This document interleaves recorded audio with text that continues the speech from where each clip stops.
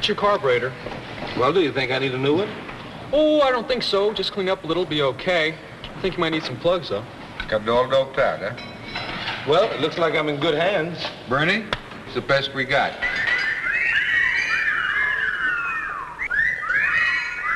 Oh, no, not again. Here we are again, Mr. Blackwell. I know we're the two people in the world you most wanted to see. First my bursitis, now this. Mr. Blackwell, we wanted to give you another chance to yield gracefully. We're basically a non-violent group. WARP is committed to the concept of peaceful reform whenever possible. We're hoping today you might see the justice of our position. I already gave you my answer, girls. Oh, excuse me, Sandy. Did I hear you say warp? That's right, Mr. Dixon. That's the name of our organization. W-A-R-P. Women are real people. Oh, I didn't know there was a debate on that point. No? Well, let me ask you, Mr. Dixon. Shirley would like to be an automobile mechanic. She wants it just as much as any boy here. Now, why shouldn't she be allowed to take this course? I don't know, Sandy. Mr. Blackwell here is in charge. This is a boys' shop. It's a boys' course. All right, Mr. Blackwell. I'm sorry you can't see things more reasonably. I think you'll agree we've given you every chance.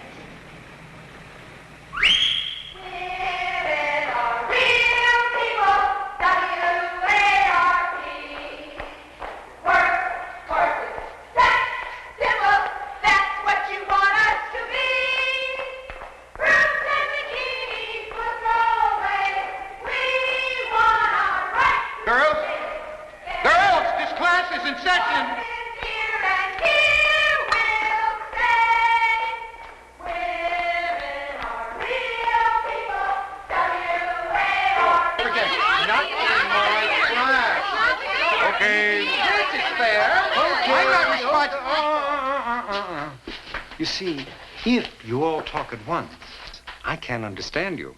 Sandy, suppose you speak for your group. Well, why shouldn't a girl be a mechanic if she wants to? You know, Mr. Kaufman, what it's like to get your car fixed right.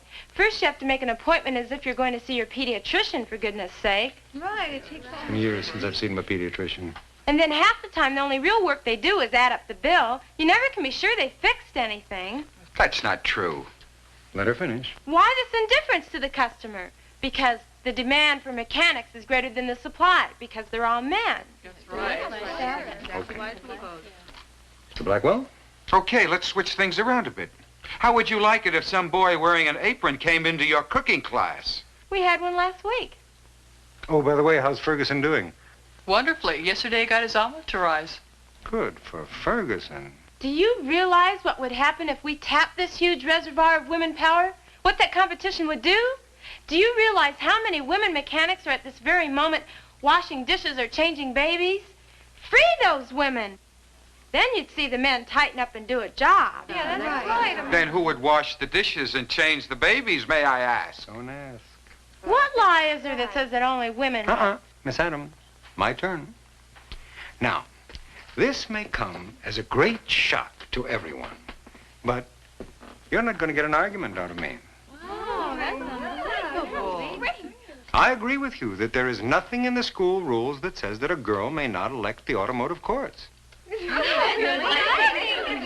only wish you'd come to me sooner. We could have avoided a lot of sound and fury.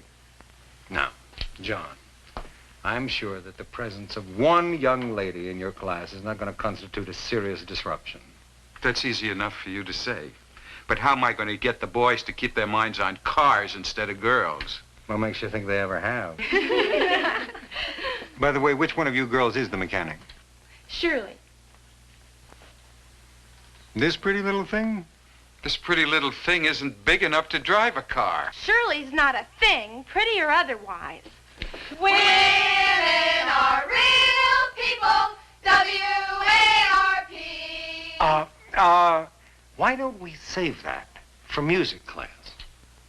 As for you, young lady, do you know that there is a serious shortage of female conductors? That's quite true, Mr. Kaufman. Thank you for the suggestion. Now, Shirley, you'll report to Mr. Blackwell tomorrow. All right. Thank you, one and all. Goodbye, everybody. It's a pleasure doing business with you. Hey, wow, we we won, and they hardly even put up a fight. Oh, they never fight. They just patronize us. Sandy? Hi, here are your notes. That stuff on H.G. Wells was just what I needed. Now all I have to do is figure out who H.G. Wells was. Could you read them any easier this time? Oh, I got your handwriting down now. As soon as I figured out that you cross your I's and dot your T's. What are you, Aries? No, it's just difficult. Mhm. Actually, I'm Pisces. Yeah, I'm Sagittarius. Are we compatible? H.G. Wells. He was essentially a teller of tales. Now, George Bernard Shaw was a creator of memorable characters. Now, of all the English writers, Shaw was the creator of great heroines, like Cleopatra, St. Joan, Mrs. Warren, and Major Barbara, all of whom are what we would call emancipated women. You know, Sandy, you and the girls have been caught up in women's lib would really appreciate Shaw's attitude toward women. He was a great champion for women's rights in his day, you know?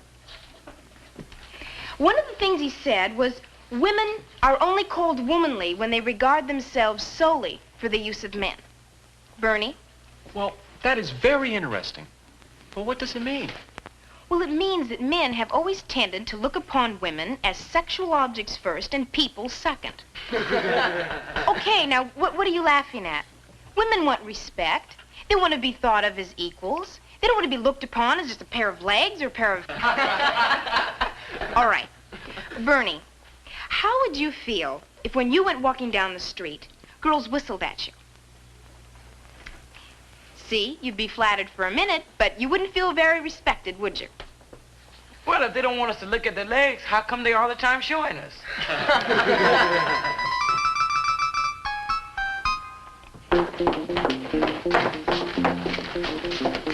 Here they come. Hey, sweetheart, how's about you and me engaging in a little heavy breathing? Ooh, I want a little one. Ooh, I love those little ones. Hey there, beautiful bodies like yours are made, not born.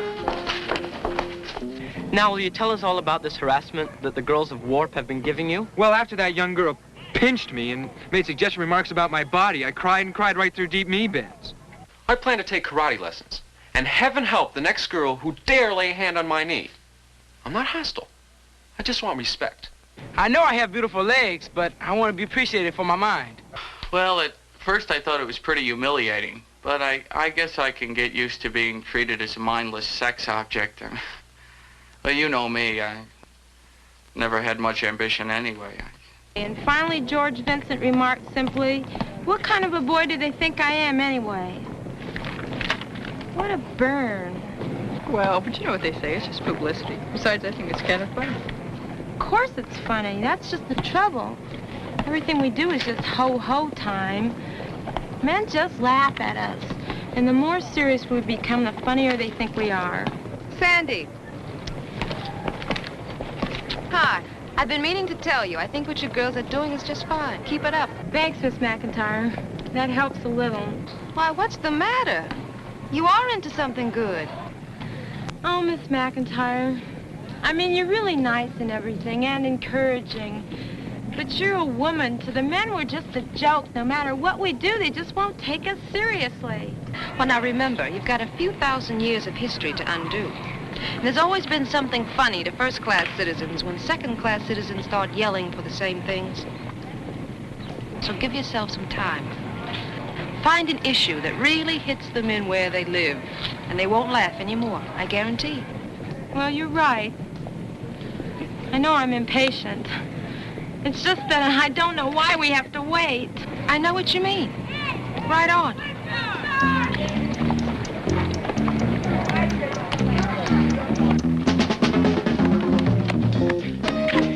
Can we have a ball, please?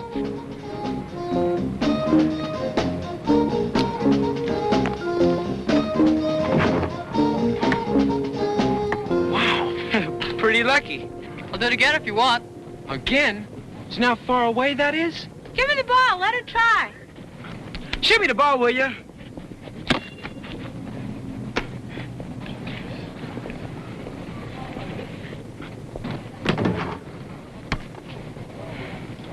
Good shot.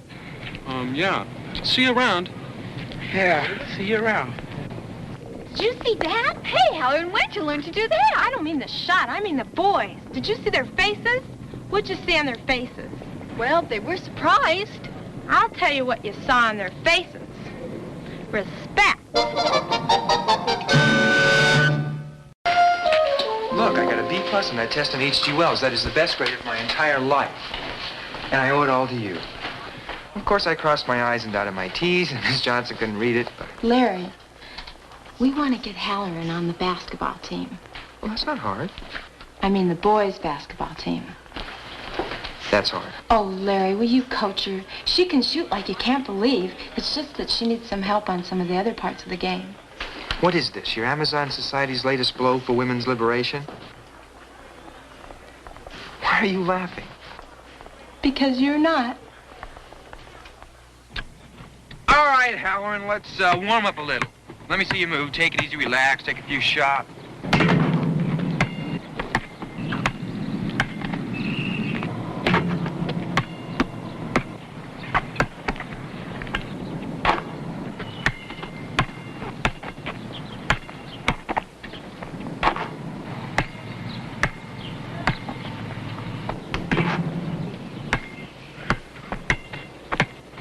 A little out of shape.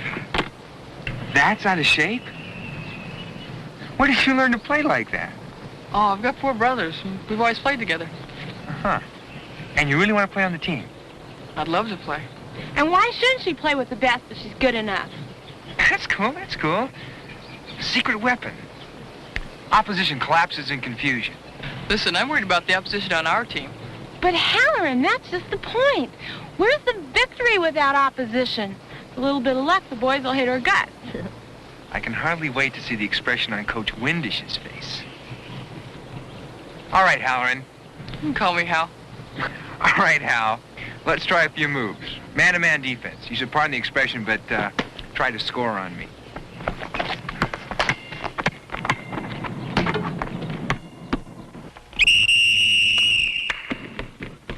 All right, guys, here's what we're going to do. I want you to form a single line behind the midcourt stripe.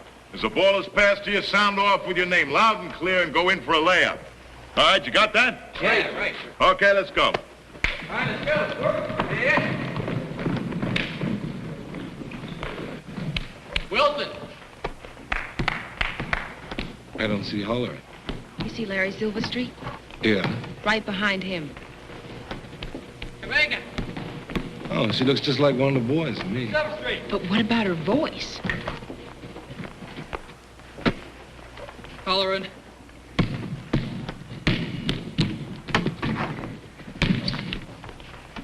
Hey, you. What'd you say your name was? Halloran, sir. Let's see you do that again.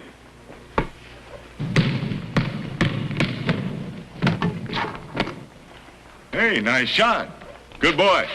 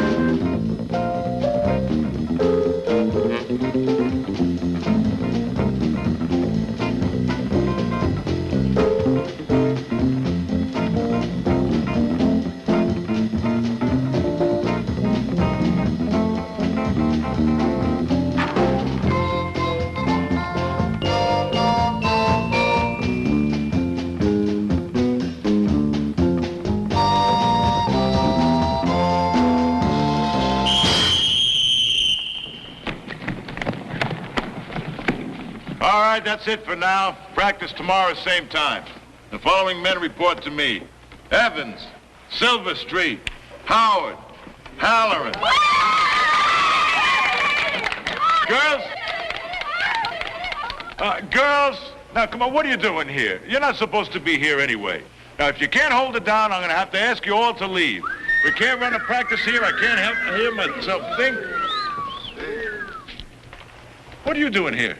I've been here. I was in the scrimmage. Oh, what are you talking about, the scrimmage? What's your name, young lady? Halloran, sir. But you can't take her off. You gotta give her another chance. What do you mean I can't take her off? You see how I'm taking her off? She's off. Mr. Kaufman, you see, that proves it. Mr. Windish had Halloran on the roster, and he's only cutting her because she's a girl. If she's good enough, why can't she be on the team? If she wants to play basketball, let her play on a girls' team. But she's good. I don't care if she's good. She's not going to play on my team. Mr. Windish, at the risk of bringing up a sore subject, when you consider the record this team has had the last 3 years, I don't think we can afford to pass up any candidate. You put that girl on the team, we'll be the laughing stock of the whole league. Not if you won a few games. All right, all right. Dixon, you want to be the coach? You be the coach. I honestly haven't heard one real reason for keeping Halloran off the team as long as she qualifies.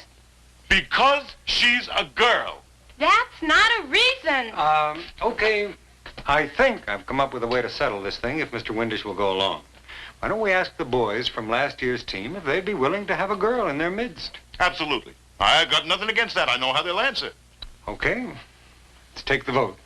How many of you go along with Mr. Windish and would like to have an all-boy team? It's 5 against. Is there any point in asking if anyone is for having Miss Halloran join? Well, a hand. Silver Street. Miss Adams, afraid that settles it. I guess there's just a few pockets of resistance that still aren't willing to be liberated.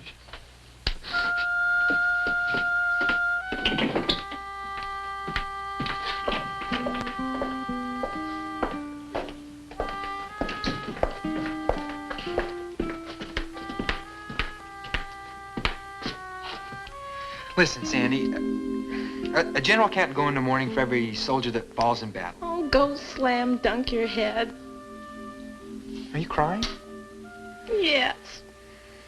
And often, and when I'm not smoking cigars or lifting weights, I laugh and cry, almost like a real human being.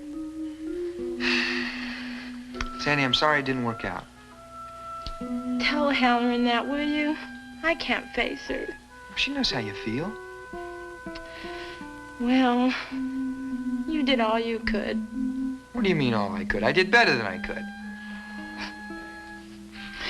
You're crazy. You're crazy. Yeah, but how's Drew gonna move up there for the rebound? Well, what makes the difference? I mean, you've got to admit she's the best shooter you've ever seen. So what do you guys got to be scared of? Scared? Well, who's scared? How'd you make out with your car? Oh, just fine. That little girl really knows what to do with a carburetor. Oh, yeah? Oh, I knew I'd never get out. Hello. What can I do for you, boys? Mr. Kaufman, we wanted to talk to you about that girl, you know, Halloran or Halloran? Yeah, yes, sir, Halloran. That is, we've been thinking, what do we have to be scared of? Are you scared? No, no, no. I mean, we just thought it was very weird to have a girl on the team, that's all. No, what happens if she turns out to be better than you guys? Better. She's just a girl. It's just a girl. Yeah. Nothing to be scared of. Yeah, right, right. Yeah, why don't you just give her a chance anyway? Otherwise, it makes us look bad. Like we're scared. Yeah, just give her a chance. After all, what do you guys got to be scared of, right? Right, right. That's just the way we feel about it, Mr. Kaufman. Halloran.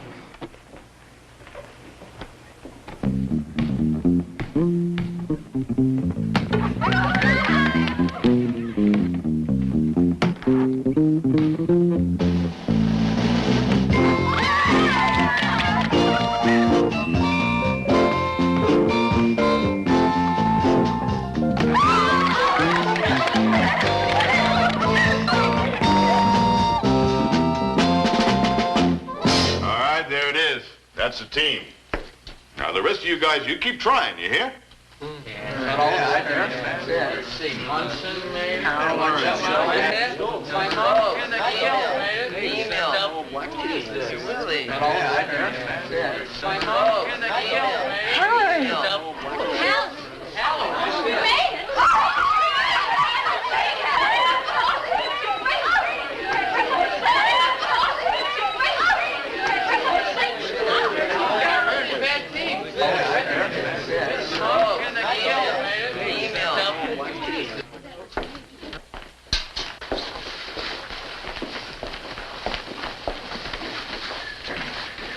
Larry, Oh, hi.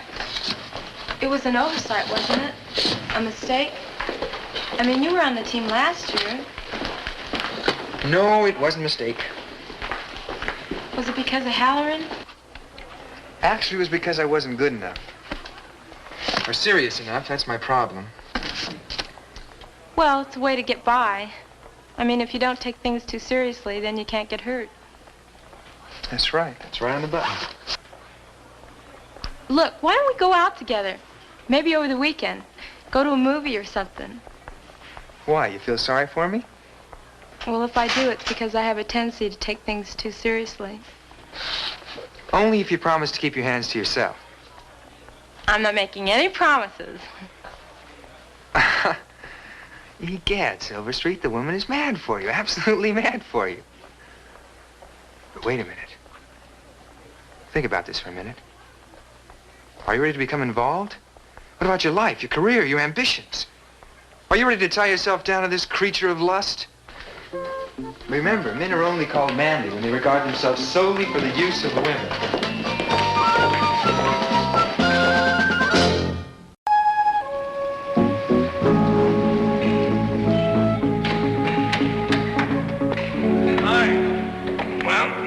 Here's old 10 miles to the gallon. Where's that girl Shirley that did such a great job on your car? She's not here. Not here. This is sixth period, isn't it? Right, but she left the course. She left the course? She wanted to be near her boyfriend. I know she had a boyfriend. She does. I think his name is Ferguson. Ferguson, that kid in cooking class? Now she's in cooking class. Now she's in cooking class. Pete, you know what I feel like right now? I feel like smoking a big, fat cigar.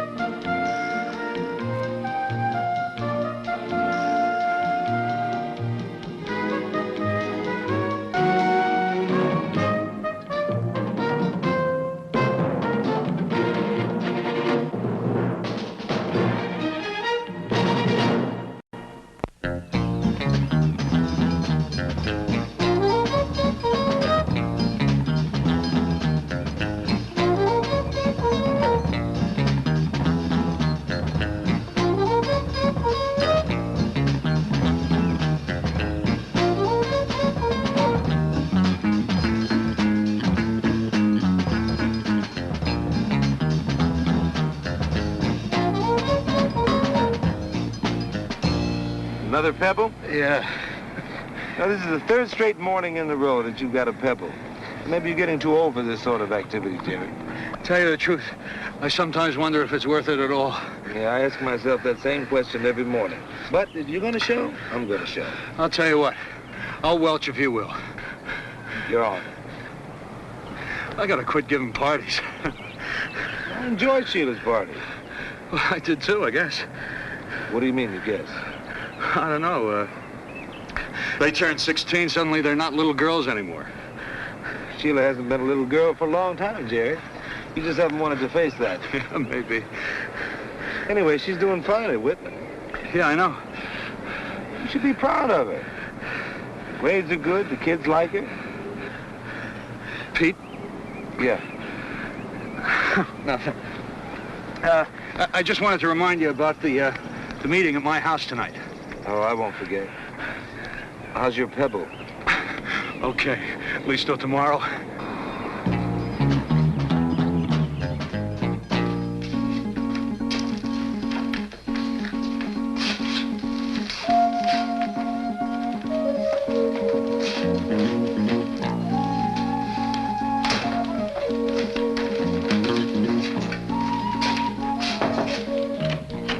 Good morning.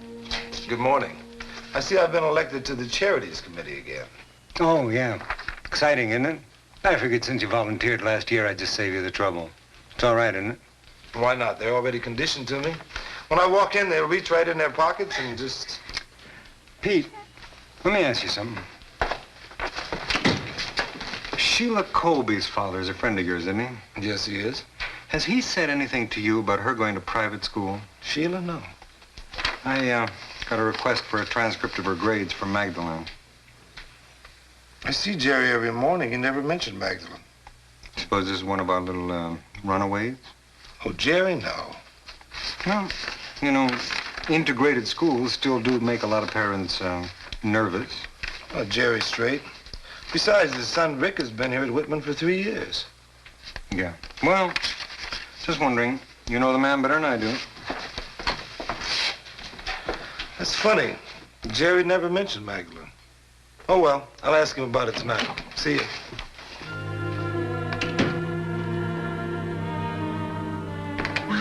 Hi, Liz. Hi, Mom. Hey. Oh, is that a new coat? Uh-huh. Oh, it's lovely. It should be. It cost me 2 weeks' pay. Oh, it's beautiful. And so's the rest of the outfit. Thank you. I like that myself. Come on in. Hello, Elaine. Hey, Al, how are Hi, you? Paula. How you doing? Hello. Good. Hi.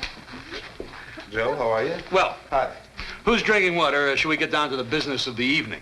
Well, I'd just as soon get started. I got some good news for you. The city council has okayed our request to lease the Blue Mountain area. Well, that's terrific. It's great. Now we can take on twice as many kids. Right. What kind of arrangements do we have to make with them? Good evening. Come in, Miss Colby. How you doing, Miss Colby? Okay. Oh, hi, Richie. Janice, come on in. Hi, Mr. Hi there. Sheila. Fine. Hello, Rich. Thanks, Mom. Where are you off to? The library. Oh, shouldn't you be at home correcting papers? Hi, Mr. Dixon. Hi. Miss McIntyre. Well, see you. See you later, Mr. Colby. Okay, Richie. Night, Mr. Colby. Good night. Daddy. Study hard, dear. Take care. Hi and see you. Teenage conversation. Don't complain, Marge. That's 2 more words than a lot of parents get. Okay, where were we? Oh, yeah, Pete was telling us about the city council's decision. Now, what's the state of our finances? Terrible. Oh, not again. Come on. But still better than ever.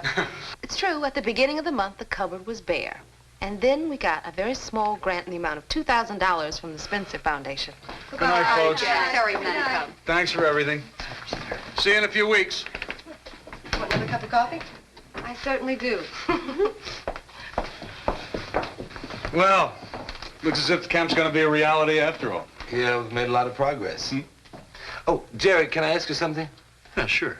Are you thinking about sending Sheila to a private school? Huh? Well, we had a request for her records from Magdalene. Boy, they don't waste any time, do they? Well, we're sort of considering it. We spoke to them last week. You must have put it in an application or they wouldn't have asked for her records. Oh, we did. Marge felt we had to or they wouldn't waste the time talking to us. But we're really just considering it. Why, Jerry? Sheila's doing great at Whitman. Oh, I've got nothing against Whitman. I think it's a first-rate school. You know that. But Magdalene's got this great fine arts department. You know, music and dance. And Sheila's just crazy about that kind of thing. So she wants to go. Well, it's her idea. See, Marge feels, and I do too, that if that's what the girl's interested in, we ought to go along with it. Well, hey, you don't think I'm being a snob? A snob? Well, you know, a private school. If that's what she wants and you can afford to give it to her, great. I think so, too.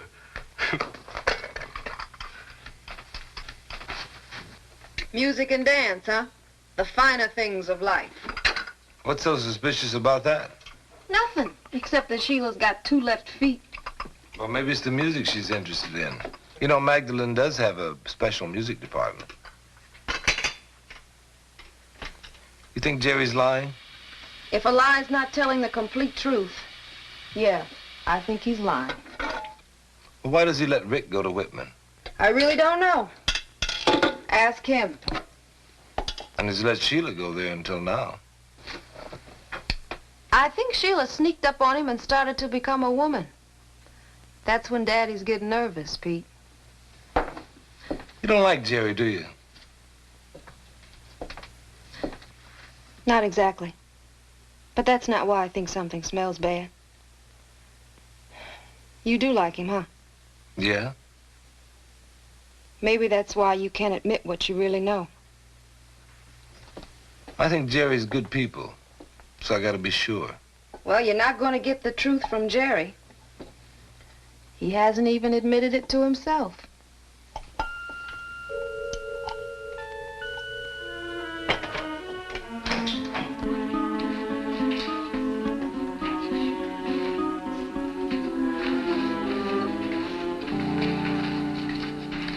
Good morning.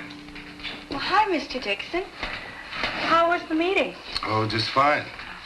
I understand you're doing very good work on the Freshman Service Club. Recording secretary.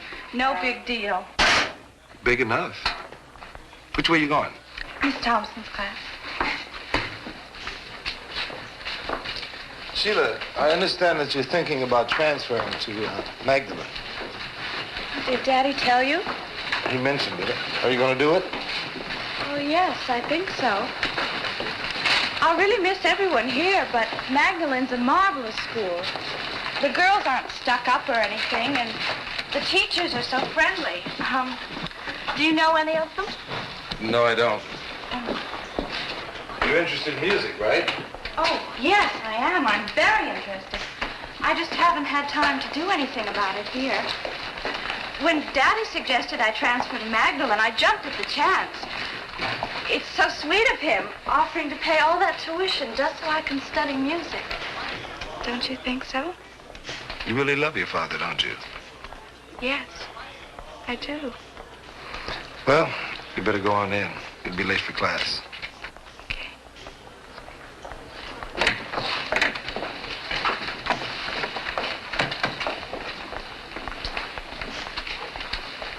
You visit 7 countries in 15 days. England, France, Holland, Belgium, Switzerland. Hey, that's only 2 days a country. Well, they're small countries. You think it's too fast? You might be a little out of breath. Yeah, but I'd have so many memories. If I only had the time to write them down. Oh, look, here's another one. Now, this one moves a little slower. Oh, but you have to buy your own lunches. Say, isn't Sheila transferring? Yeah, her old man's pushing the panic button. What do you mean? What do you think she means? You born yesterday? Paris, London, and the Riviera. Look, they call it the Swinging Singles Tour. Why do they use distasteful names like that? Say, where's she going, to Magdalene? Yeah. It's not even accurate. I mean, who swings in churches, cathedrals, and museums? Sheila did say she digs the music department. Oh, man, everybody knows we got one of the best music departments in the city, right here at Whitman. What else can she say? It's not her fault. Her dad's pulling her around. Well, I can't say I blame him. There are some people who really bring your standards down. Don't point at me. I don't think it's so funny. I think it's bad news. Well, it's a toss-up between the Fine Arts Tour and the Nightclub Tour. And on the other hand, there's always Switzerland by bike. I think that's a good one to take after the gourmet tour. Yeah?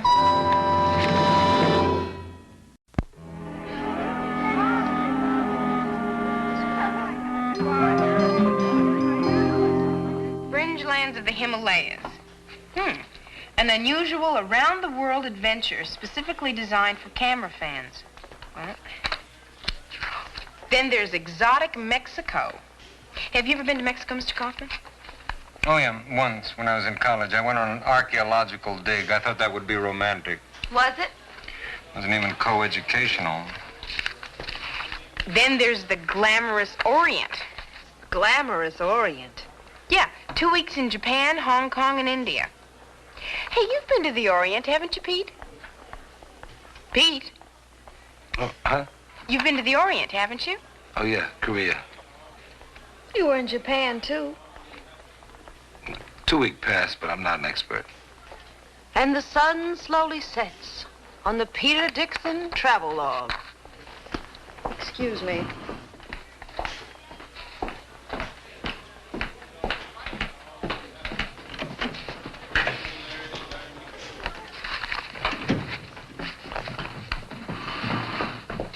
Alice.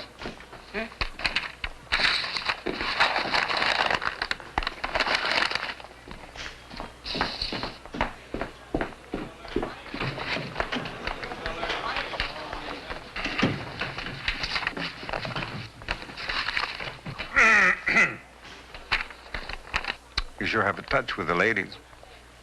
I don't feel like talking. Sheila Colby. Jerry Colby.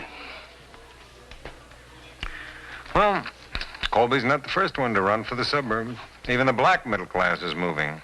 Getting so everybody's a crabgrass farmer. Look, maybe it's not what you think. Oh, yes, it is.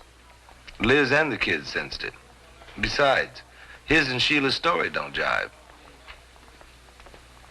What are you going to do? Some people are like that. You know that better than I do. Yeah, I know.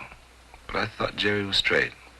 Well, stranger things have happened. Maybe we're wrong. Maybe the man has a decent reason for leaving. Maybe you and Liz and the kids are wrong. Think that's possible? Yes. Barely. Well, then maybe you owe it to Jerry to make certain. There's another good reason to make certain. I owe it to myself. Jerry, I think the reason that you're taking Sheila out of Whitman is because you're running away from something. Well, I told you I think Whitman's a fine school. What would I be running away from? That's what I'd like to know. Come on, have a drink. No, thanks. Sit down, Pete. It's like I told you. Business is getting better, and so I can afford to send Sheila to Magdalen, which I couldn't do before. And then she's got this thing about the fine arts department. And that's the only reason? Well, sure. What else would it be? Yeah. When Sheila asked if she could transfer, I figured, what the heck, why not? Jerry, Sheila said it was your idea. When did she say that? Yesterday. You've been checking up on me, Pete. Yes, I have. I thought we were supposed to be friends. That's why I've been doing it. You know me, Pete. I've always been on the right side, haven't I? That isn't the question, Jerry. The question is, why are you taking Sheila out of Whitman? Look, Pete, a father's got to make certain decisions, you know. Sheila's, she's just a kid. When she gets older, she can... Well, it's not as simple as that. Pete, if you had a daughter, you'd understand. And if you'd admit the truth about this, we could at least talk about it. Well, I've got nothing to admit. I haven't done anything to be ashamed of. Well, where are you going? Pete, listen. Go ahead, Jerry, tell me. Tell me that the reason you're taking Sheila out of Whitman is that you don't want her mixing with non-white boys. Oh, hi, Mr. Dixon. I didn't know that you... Mr. Dixon? What's wrong? Your father and I had a little, disagreement.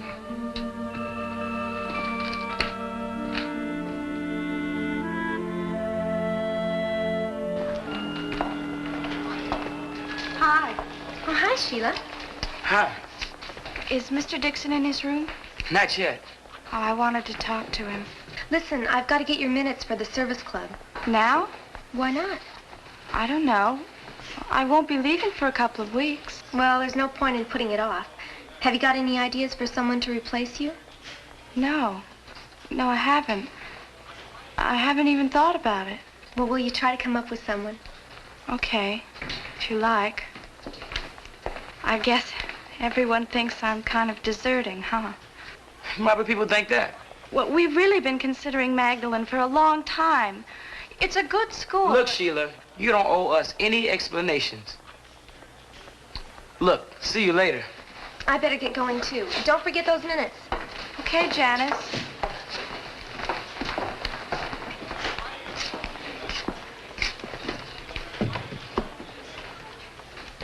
Mr. Dixon, Oh, good morning, Sheila. can I talk to you a minute? Sure. Well, I'm sorry I lied to you, that's all. You didn't want to nail your father. But I really hated lying about it. I don't want to go to Magdalen. Honestly, I hate the whole idea. I think I understand. I like it here. I never wanted to transfer. I'm just doing it to please my father. Mr. Dixon, what should I do? I don't think I can advise you on that, Sheila. I'd be way out of line. I don't know what to do. Daddy means well. He just doesn't understand. He's afraid of things. I know. My mother tries to talk to him, but it doesn't do any good. Would you talk to him, Mr. Dixon? I know you're angry at him, but he really respects you. Sheila, I've spoken to your father. But he's so uptight and defensive that I just couldn't get through to him. Well, guess it's all over then. I'm finished at Whitman. Well, why should I talk to him? Because he respects me? I guess he does in his way. Well, I don't want that kind of respect. Ow. Pete, your feelings don't come first here. You're a teacher, and one of your students needs your help. There's nothing in the rule book that says that I have to step into family problems. In this case, the book doesn't apply. It is none of my business. When did that ever stop you before? What makes you so sure I can reach you? I'm not sure. I've known Jerry for 2 years, and it looks as though I haven't been able to reach him up to now. Pete, until last night, you didn't even know where Jerry Colby was at.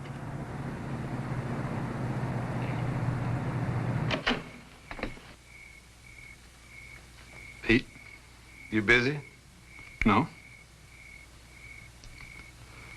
Come on in.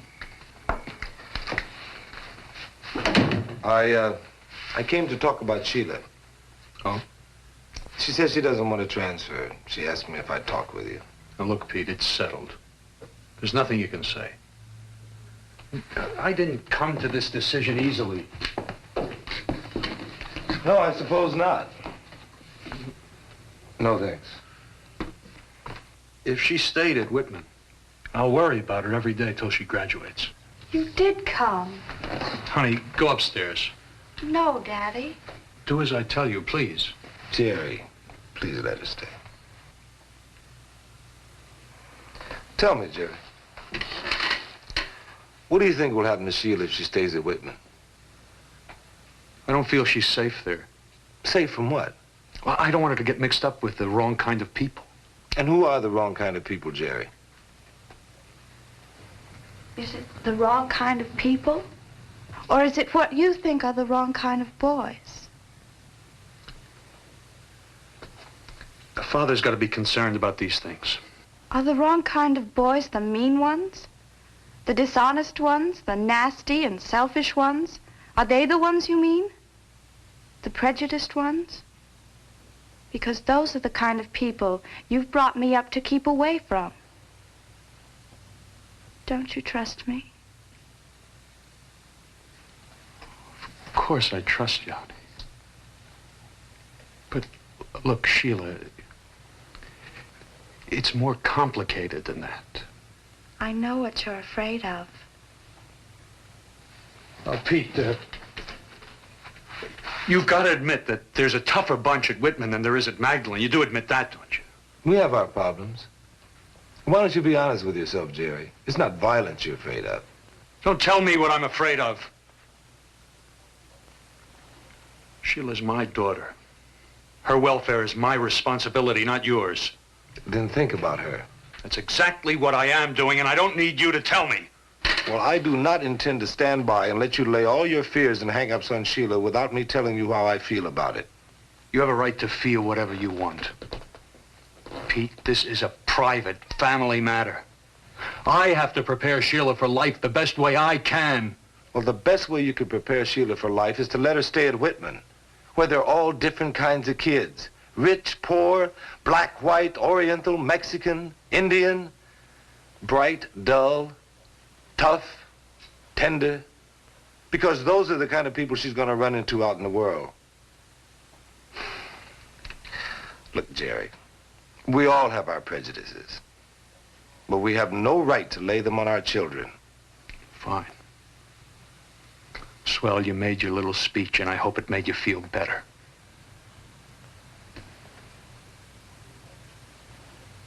Good night, Sheila. No, wait a minute, Mr. Dixon. I'm not transferring, Daddy. I don't want to hurt you, but I'm staying at Whitman. Sheila. This is too important to me. There's nothing to be afraid of at Whitman. No more than any other place with a lot of people. And I like it there. I learn as much talking to all the different kinds of kids as I do from the classes and teachers.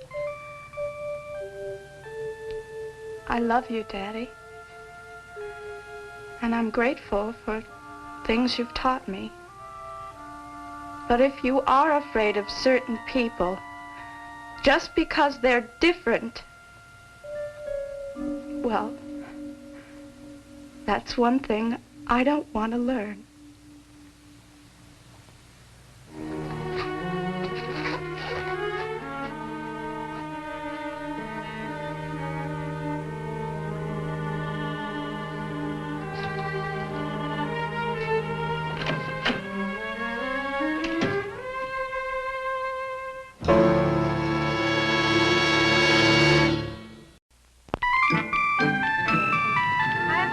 Hi, Sheila. Hey, I've got a replacement for recording secretary. Who? Me. I'm staying. Hello, hey, kid. that's great. Yeah. Listen, there's a meeting this afternoon. Yeah, we gotta figure out a way to come up with some money for next semester. Hey, what's in the sandwich? Chicken. And keep your hands off. Eat your lunch, Miss McIntyre.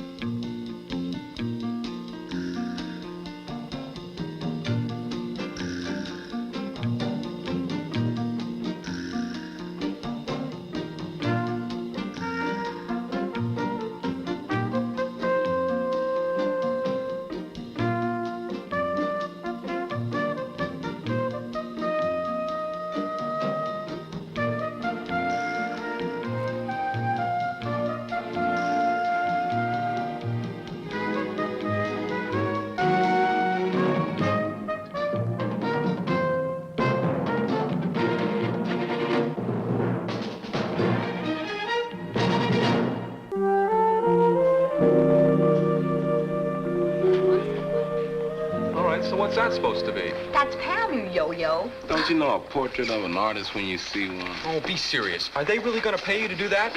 I'm going to get me some of that art stuff. You know, the Art Institute is the best art school in the country. You know that, don't you? I know it, man. I can't believe this is happening to me. How about that, Chase? Pam winning the scholarship. I sure never thought they'd give it to her. You never think anybody gives anything to anybody. When I flashed how good she was, I sure never thought they'd let her go all the way. When do you start? Next September. Hey, Pam, you still going to talk to us when you're rich and famous? Oh, darling, I love you little people. Well, this little people's going to class.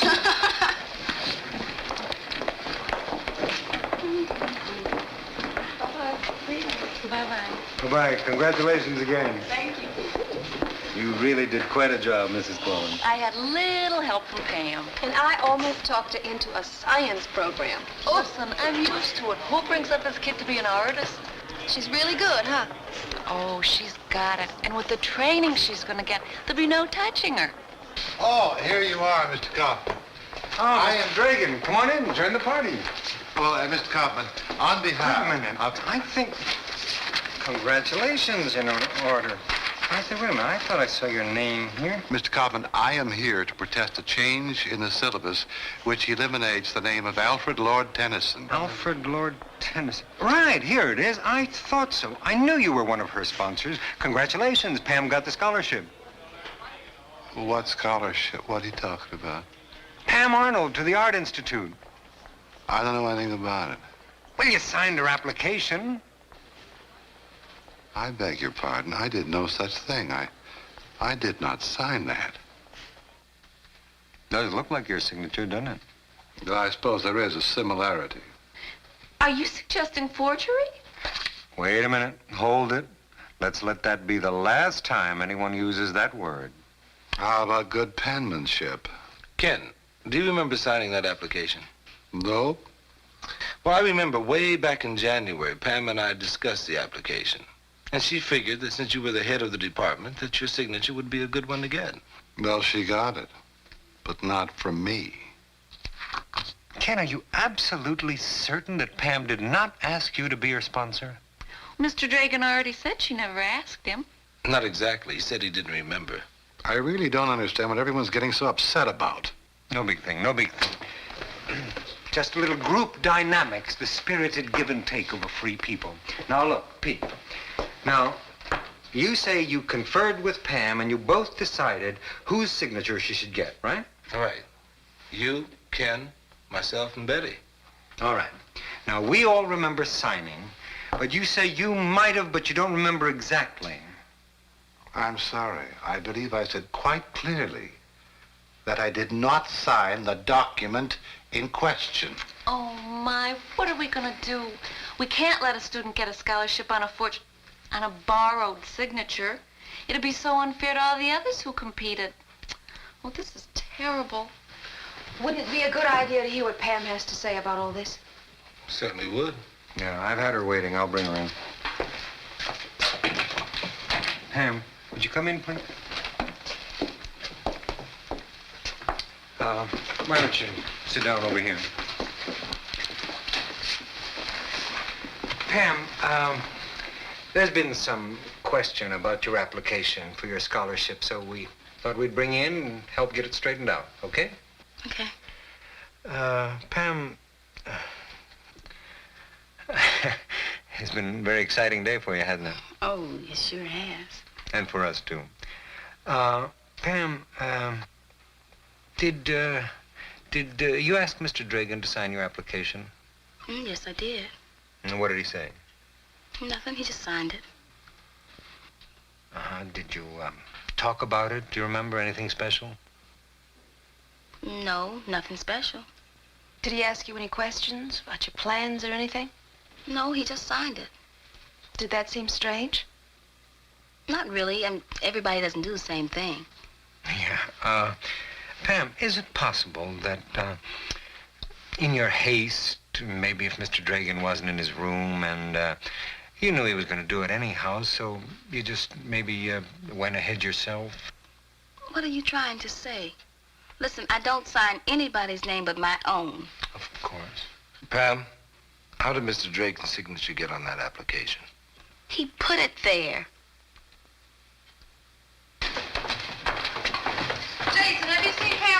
Yeah, she went down to the art room. Pretty great at winning that scholarship, ain't it? Yeah, fantastic. She's probably making a dollar Ken Draken to stick a pin into.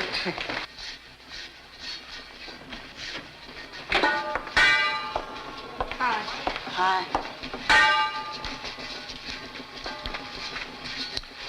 May we talk with you a minute? They don't believe me, do they?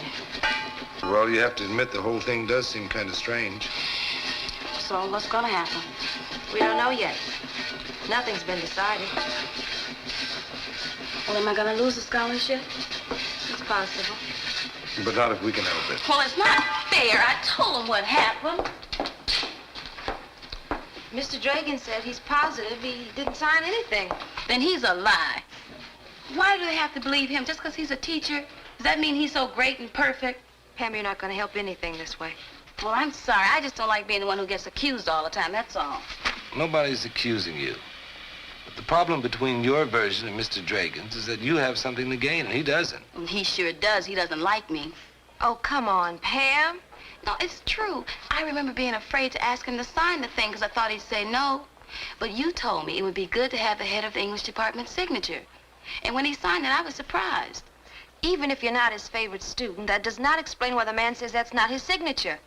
Yeah, well, what if he planned the whole thing right from the start? I bet you anything he planned to sign that thing just so later on he could say he didn't. Don't you see? He knew how that would make me look. You really think he dislikes you that much? Well, why else would he want to ruin my whole life? Think hard. Was there anybody else around when Mr. Dragan signed the application? Yeah, there were a lot of people. Who? I don't know, some kids and... Were there any teachers around? Why does it always have to be teachers, Mr. Dixon? I mean, everybody knows the kids are just a bunch of liars. Will you stop fighting us, Pam? We're trying to help you. I'm sorry. Was anybody else there? Miss Johnson. That's right, Miss Johnson was in there. Yes, I do. I remember it exactly. It was Friday after class, and I had to go see Mr. Dragan about a footnote that I didn't understand in this really sensational article he wrote on Alfred Lord Tennyson, the poet. And he was in this terrific snit about something, and I decided not to bother him. You know how he gets. Alice, what about Pam? Well, I'm absolutely certain that she was one of the kids around Mr. Dragan's desk. She had on this groovy sort of African print that had blue jutting out. Well, what did she do? I mean, what was she there for? She was waiting to see Mr. Dragan. Oh, was she carrying anything? Papers. She had these, these sort of papers in one hand and a book under her arm and this dynamite necklace with pearly blue stones that just went all... Alice, do you remember whether or not Mr. Dragan signed the papers? The papers? No.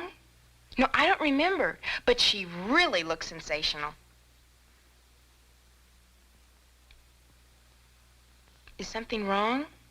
But you're absolutely certain you don't remember seeing Mr. Dragan sign anything of Pam's? No. Should I have?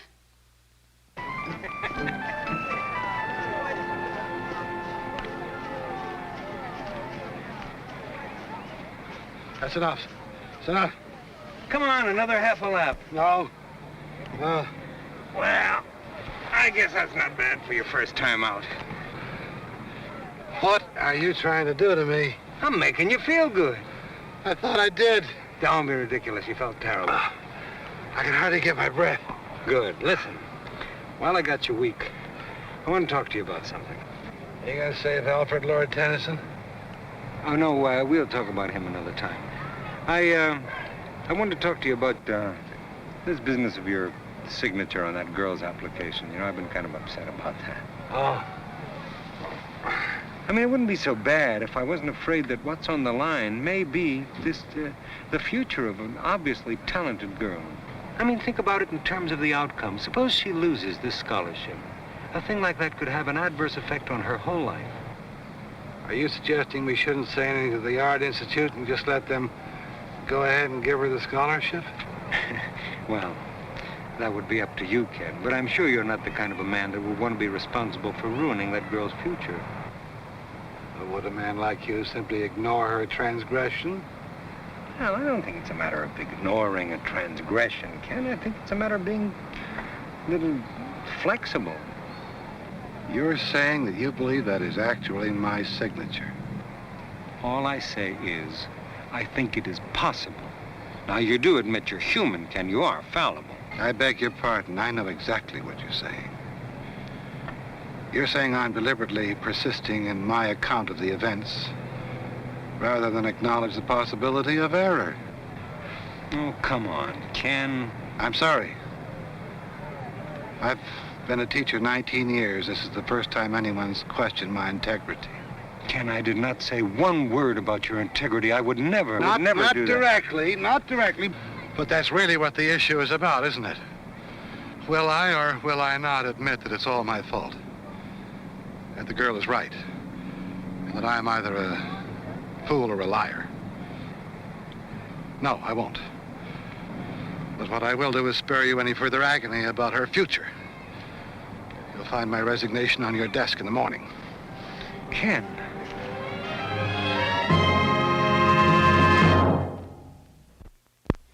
Hey, Pam, you really thought they were gonna give you something?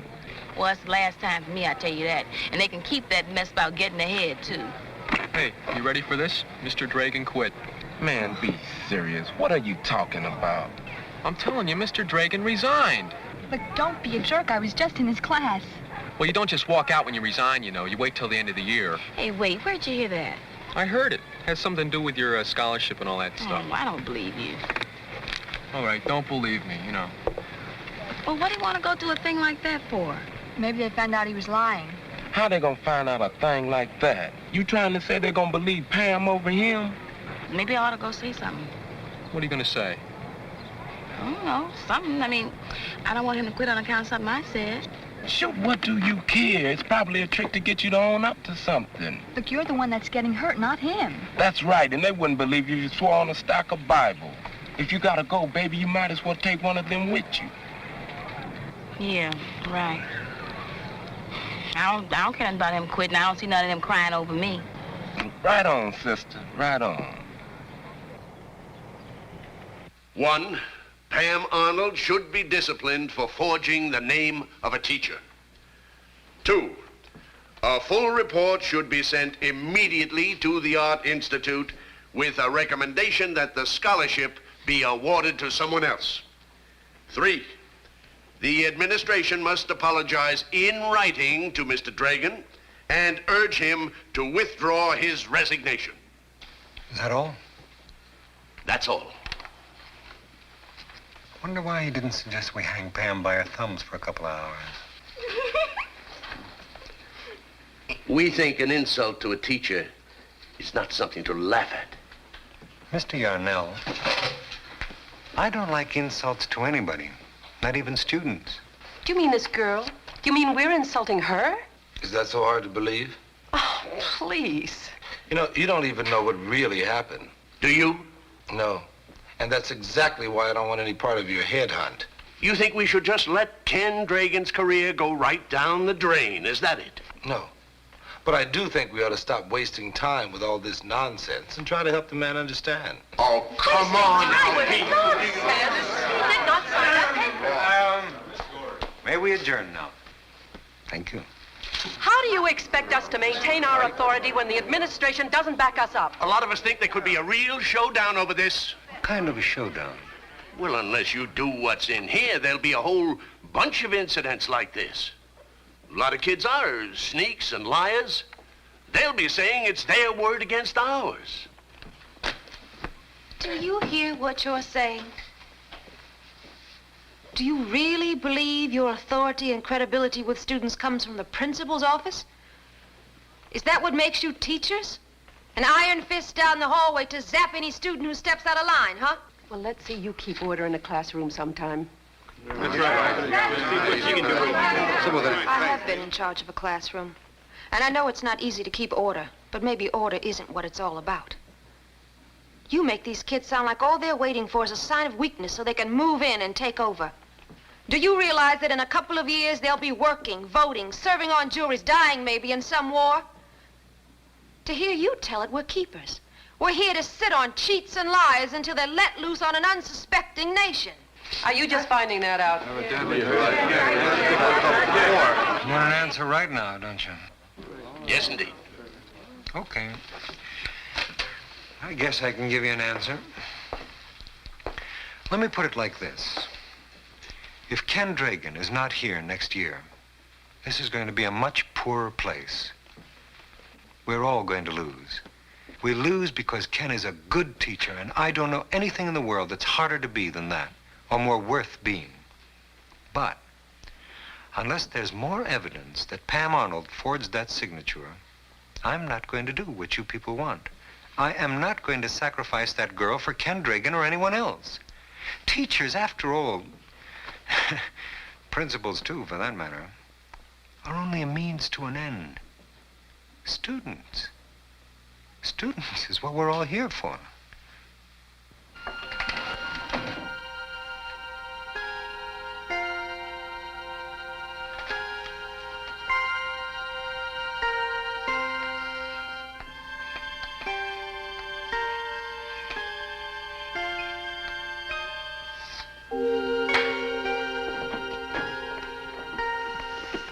Are you busy?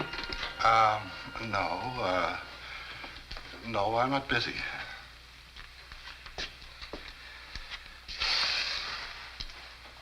You know what amazes me? No. All the stupidity in the world, and we can still think that there's something important about saving face. You think I'm a fool? No, I don't think that. I do think you're making a mistake, though. You're really saying I should forgive the girl and forget the whole thing? Ken, I don't think there's anything to forgive the girl for. Tell me something. How can you be so certain that you did not sign that application? I mean, we sign so many forms every day. Isn't it possible that, well, you may have signed it and thought it was something else? You know, I used to think I was going to be a poet. The Tennyson of our time. There aren't many rewards to teaching, are there? There's a little satisfaction, a little respect, and certain abstract notions of truth and honor. They're all I've got. She's got her whole life ahead of her. Ken, that's not the point. The point is that without any proof, you're asking that Pam's scholarship be taken away from her. No, I'm not. All I'm asking is that I be left alone.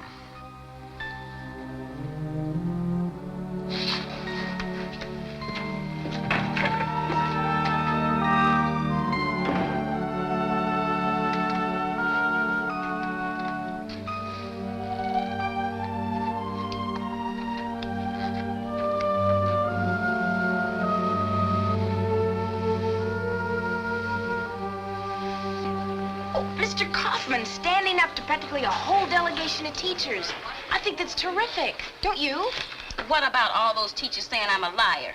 Now, how terrific is that? I wouldn't take that scholarship if they begged me. Oh, don't say that. That's terrible. Well, that's what I mean. That's exactly how I feel about it, that's all. Oh, you can't do that. Yes, I can do that. I can do anything I want to do. And I'm not going to go someplace they say I cheated to get there. That's out, not me.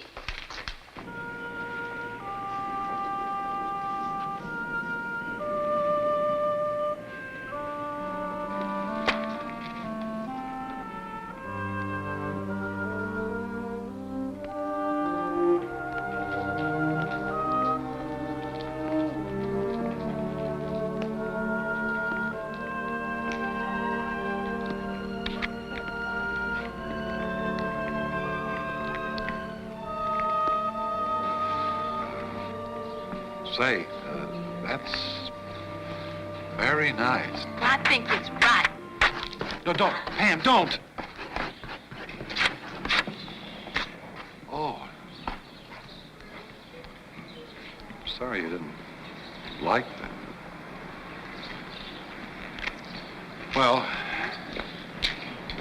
Wait, is it true what they're saying about you quitting? Me? Well, yes, as a matter of fact, I did tender my resignation. How come? Well, there are a number of reasons. You didn't have to go do that on account of something I said. I'm nobody. Who told you that? Told me what? That you're nobody.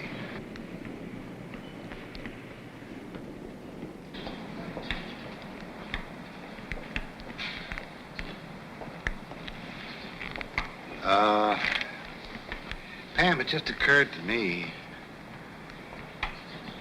that we're both having trouble accepting a very simple truth. That we're somebody.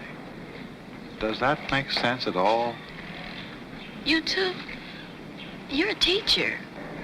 You're a woman and an artist. You know, sure would be a lot easier to be somebody if people weren't always pushing you and telling you you had to be somebody, you know? Yeah, it certainly would. Be much easier if people weren't so ready to choose up sides and make a war about a difference of opinion between two essentially decent people. Oh, yeah, ain't it the truth? I tell you. Look, I know I'm nobody to be telling you. See, there I go again. But what I'm trying to say is, I wish you wouldn't quit. You mean because you're not worth it? See there? You're a good teacher. Well, thank you, Pam. Well, I'm not telling you nothing you don't know. Anything. Anything, Pam. Watch the double negatives. Anything, yes, sir. I've got an idea. May not be too bad if you'll agree. Why don't you just bring me that application and I'll sign it? Again? Doesn't matter again or for the first time. Now, does that really matter? The point is, we can both agree that it's my signature and I put it there, see? We could get witnesses. Oh, yeah, we'll have a big signing ceremony. We'll fill up the whole auditorium. And I'll award the pen to Mr. Yarnell. And next semester, I'll come back. I'll be the big la-di-da grad, and I'll come by and say hi. Yeah. Is that agreed now when you agree to that? Oh, yeah. Well, I'd be delighted to see you. Okay. Okay.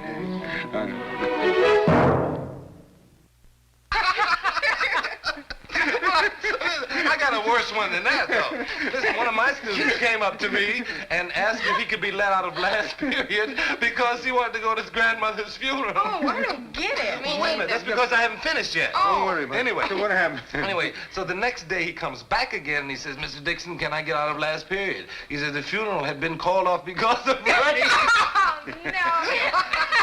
I told you. Didn't I tell you they were sneaky? Oh, you gotta watch them every minute. Oh, you made his day, shucks.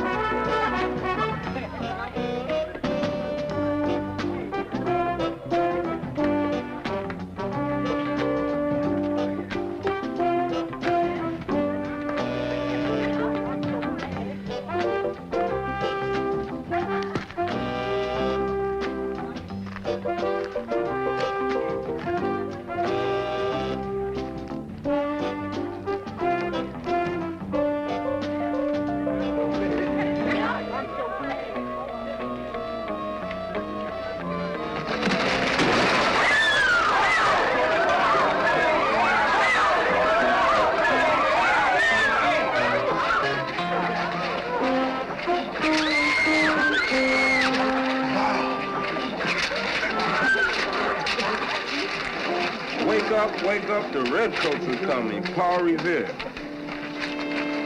Not merely one man riding one horse on a certain lonely night of long ago, but a symbol to which his countrymen can yet turn. Paul Revere had started on a ride which has never really ended. In more ways than one. You know, there's a sense of destiny in the air this morning. I can still smell it. Well, I don't know who Whitman High's Paul Revere is, but he couldn't have picked a better ideal. Paul Revere was the greatest hero of the American Revolution. I can't agree with that, Tim. He was an important figure, but there were many others who were more outstanding. Lafayette? Crispus Attucks. Well, you can't compare them with Paul Revere. I mean, he was something greater than himself. He was a legend, a symbol. Well, he galloped right into history, art, folklore, poetry. That was the trouble. He was romanticized out of proportion. Romanticized? Well, he risked his life to save a lot of others, didn't he? Yeah, but lots of people did that. At least he didn't throw garbage all over people. Well, maybe this Paul Revere is trying to warn us about something, too. Like what? Well, I don't know, but if it hadn't have been for Paul Revere, a lot of innocent people would have died in their sleep.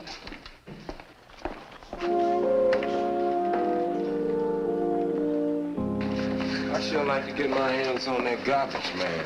I wonder what he's trying to prove. Well, I don't think he's trying to prove anything. Rather, the ultimate gesture of contempt for a decaying society. I think he's trying to just lay garbage on us, baby. Yeah, I got ketchup all over my poncho. What a mess. Are you still on Paul Revere? You know, I think you're making a big deal out of nothing. You ever try to get egg salad out of an afro? No, Jason, I can't say as I have. I still smell like last week's cafeteria menu.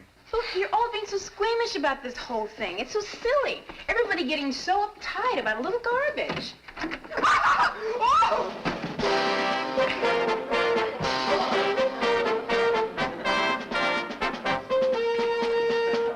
Did you smell that stuff? It's just disgusting. Absolutely disgusting. What's the matter? Is the fandom struck again? Every sack of fertilizer in the gardener's shack has been cut open, and it's all over the place. The girls' gymnasium is ready for planting. And there are notes all over warning about using chemicals in fertilizer. And if that's not bad enough, every tire on my car is flat with a note stuck to the windshield saying single-occupant driving leads to greater air pollution. What is this guy, an anti-pollution Zorro or something? It would be easier if he would just steal from the rich and give to the poor. Something's got to be done, Mr. Kaufman. The next thing we know, he'll be burning down buildings. Oh, come on, Miss Johnson, burning down buildings. I don't think it's as serious as all that. I think it's just some pranks to gain attention. I mean, after all, it is a worthy cause. We have to be a little tolerant. Who, me? You said he couldn't have picked a better ideal. No chance, Mr. Dixon. Whoever makes up these little notes really digs Paul Revere. Sort of like a symbol, you know? Kidding. Why would I want to go around doing things like that? Maybe because you believe what you're doing might help. And it is an unusual kind of protest. You really think so? Is it you, Tim? If I told you it was me, would you turn me in? Well, I'm not interested in blowing anybody's cover. I came here to talk about Paul Revere. Will you promise not to give me away? Let's not play games, okay, Tim? Will you promise? Okay. Mr. Dixon, I've got to wake everybody up, don't you see? It's a matter of life and death. I said this was an interesting kind of protest, but I'm not sure I agree with it, even though I understand how you feel. No, you don't understand. Nobody really does. I grew up not far from here. It was beautiful and clean. The air was clear. You could breathe without coughing. You could see without your eyes burning. I used to fish in the stream and catch frogs and play with them, study them. Now, all the fish and the frogs are dead or dying. And you know why? Because all kinds of factories are pouring filth into the stream. Mr. Dixon, nothing can live there anymore. There are a lot of people working to do something about pollution. Sure, low-lead gas that nobody buys. Ballot propositions that can't get passed because people think it'll cost them more money. Each new thing takes time and education. And, you know, propositions to help don't get passed because of special interest lobbies with a lot of power and money, which means that the people will just have to work harder to overcome them. We haven't got the time. That's just it. We're being poisoned. We're dying. Mr. Dixon, you could mine the lead in our football field. We've got 100 times more of it in our bodies than we did 5 years ago. Along with carbon monoxide, hydrocarbons, sulfur dioxide, fly ash, asbestos particulates, and who knows what else. Tim, you could do something about it without going outside of the law. Look, I'm on 3 committees working on pollution. There's a club here at the school. You know that. You could join. Clubs, committees, talk, and no action. Everybody's talking, yet still nothing gets done. At least nothing that makes any significant change. We'll have to start dropping like flies before people wake up. You think you're going to wake them up by throwing garbage on them? Okay, so that seems a little crazy and melodramatic. But I figure maybe I can get some kids, people, to think about what's going on a little more. Make them more aware. Shock therapy, huh? Why not? All the talk and good intentions won't mean a thing. People have got to get really mad and do something to get rid of it before it gets rid of them. Tim, I appreciate what you're saying and what you're trying to do. But there's got to be another way to go about making the point. Everything else has been tried, Mr. Dixon. The redcoats are coming. And the only thing left is to wake up or die.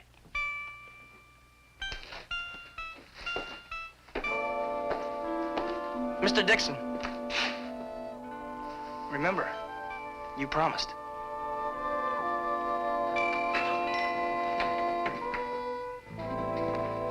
Mr. Kaufman? What are you doing with that can? Just taking it outside for the teacher. Oh, Richie's not the type. You shouldn't creep up on a man like that, you know that. Why are you so nervous?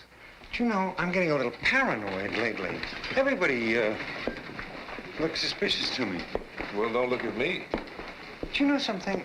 I don't think you did it. But I just got a sneaking suspicion that you know who did. I have never been on a horse in my life. Anyway, we haven't heard from our mystery crusader in over a week. Maybe he's given it up. Oh, wouldn't that be wonderful? Let us cherish that thought. Maybe Paul Revere's finally been laid to rest.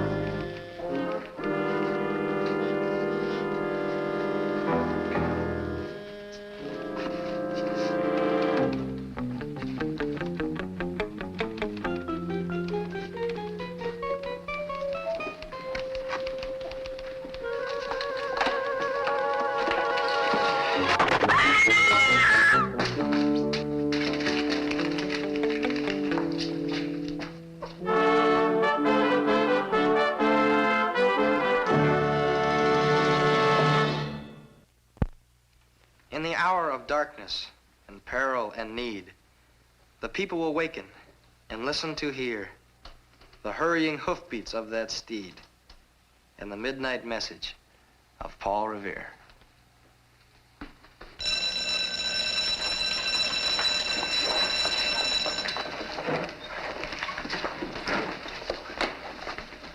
Tim, can I see you a minute?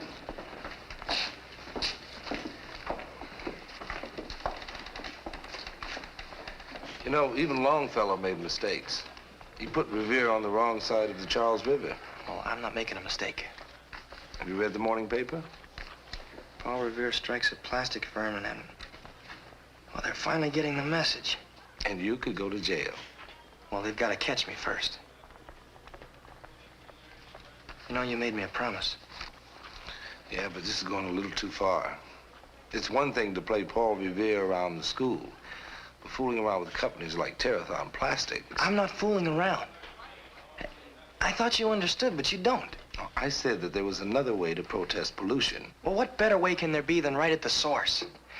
Whitman High is small potatoes, Mr. Dixon. Out there are the real polluters, the factories that are pouring filth into our water and air. Tim, what you're doing may be a completely valid gesture, idealistically, but it's unlawful and dangerous. Well, that's what they said about Paul Revere's ride. Yeah, but he was only trying to wake people, not shock them into action. You gonna change the world overnight? What about the cost to yourself and your parents? What about them? Do they know what you're doing? Well, they got nothing to do with this. They might feel differently about that. It makes no difference what they think. I know what I've got to do. What about your future? You could get shot. Mr. Dixon, There isn't any difference between what happened 200 years ago and what's happening today, except that things may be a lot worse. You see, I just can't stand around and do nothing while factories like Terathon are poisoning us all. Tim, listen to me. I'm tired of listening. You just talk like everybody else. You see, you don't really know what's happening. You just don't really care. Tim?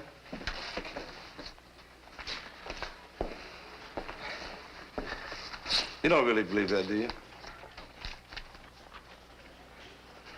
All right, then prove it to me. Why don't you just come with me and let me show you what it's really like, where it hits you right in the face so hard that you can't turn your back on it. Well, what do you say, Mr. Dixon? Will you come with me?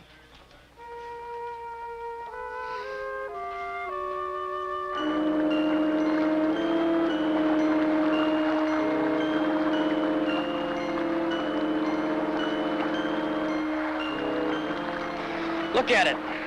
It's gum and inch thick. Smell it. Yeah, I wish everybody could see this, including some of those people on my committee. Stinking, filthy chemical waste just pouring into the stream, killing every living thing that used to thrive there.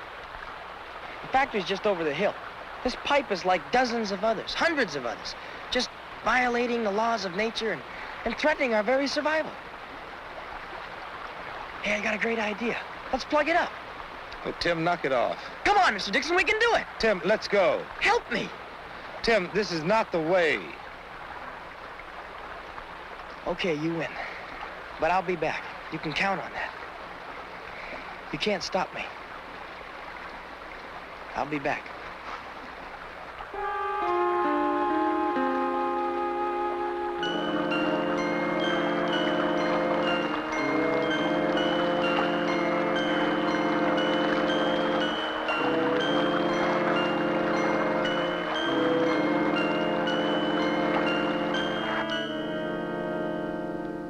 It's the third such incident at the factory, Mr. Kaufman.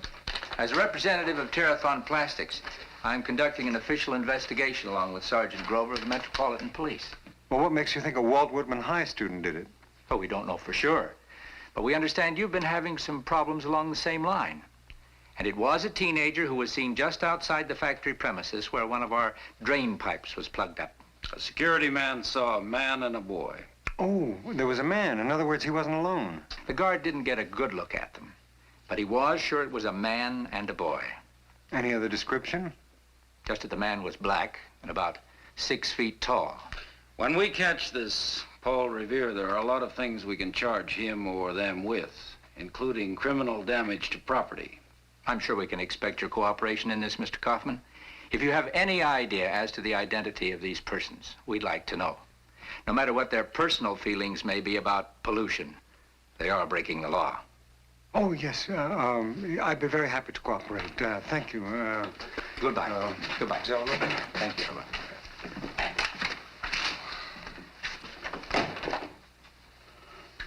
Pete, how tall are you? 5'11" and a half. Okay, so the kid wanted to show me the muck that Terathon Plastics was pouring into the streams. Pete, that's incredible. You went out there with that kooky kid? He's not a kook. He's a bright kid. He's just appalled at pollution. He's appalled. I'm appalled. Everybody's appalled, but we don't go to stuffing up drain pipes and throwing fish all over a lobby. Well, he felt it would have shock value. And right or wrong, he's doing what he thinks will bring about some change. Is that what you think? Did you help stuff up the drain pipe? Of course not. I stopped him. He must have gone back. Pete? Who is it? I promised I wouldn't tell. Oh, Pete, you've got to be kidding. You heard what Grover said. That kid can get you both arrested. I promised before I realized he was going to take on the world. Pete, I sure wish you'd tell me who it is. I'd like to make one more try. One more try to do what? To try to get Paul Revere on the right side of the Charles River. Pete, if you've known who it is all along, you must have had plenty of chances. Now, if you haven't been able to do it up till now, the police know that he's here. You gotta be running out of time. One last try, and if I can, If you can't, then you tell me who it is.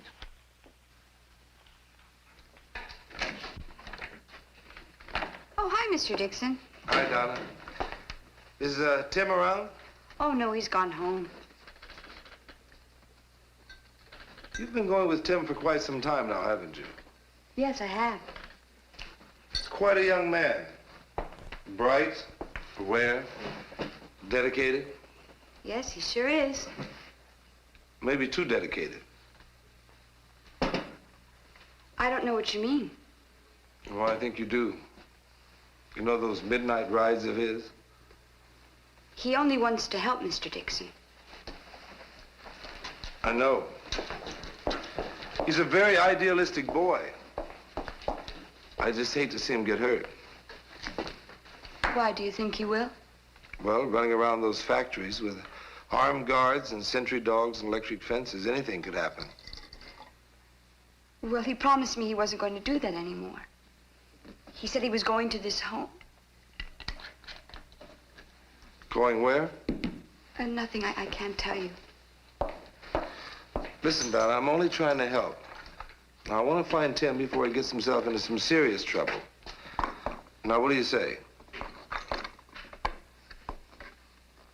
Well, it's the owner of the plastic factory.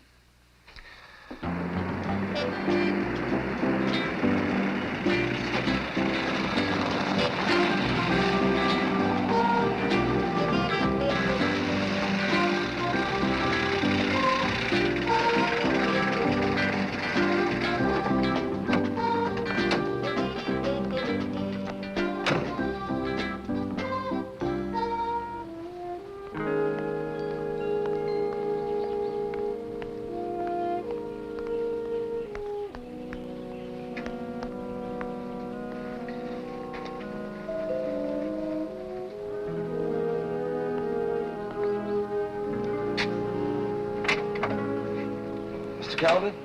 Yes, can I help you? My name is Pete Dixon. I'm a teacher from Walt Whitman High. Oh. Has this something to do with Paul Revere? Yes, it does. Well, then, won't you come in? Can I offer you a drink, Mr. Dixon? Oh, no. Well, I'm going to have one. What's on your mind?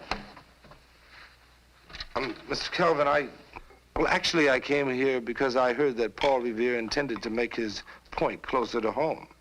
Oh, he did? Well, I'm happy to report there were no premature Halloween pranks around here. Oh, that's a relief. Let's sit down. Mr. Calvin, these aren't Halloween pranks. They're attempts, strange as they may seem, to make you and others aware of the damage being done to our environment. I'm already aware of those things, but cures can't be made overnight. They're very costly. I've told Paul Revere that. You know who he is? Yes. But I'm sworn to secrecy. Well, you could be prosecuted for withholding information. Aren't you aware of that? Yeah. But if Paul Revere can risk being drawn and quartered, I guess I can risk a little something, too. I'd say you'd be risking quite a lot. Mr. Calvin, I don't intend to sit here and give you a lecture on pollution. I think you've seen it, smelled it, and read about it. But I would like you to try and understand this kid and his feelings and why he's doing what he's doing. It isn't easy, Mr. Dixon. When I was his age, all I cared about was football and panty raids. True. But the kids today face dangers and threats to their existence that never touched you and me. They're just starting their lives, and they're trying to make their lives decent and long-lasting against indifference, stubborn resistance, repression. Can we really blame them for their impatience?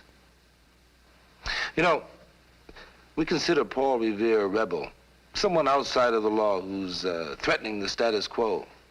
But the fact is that he's really a hero.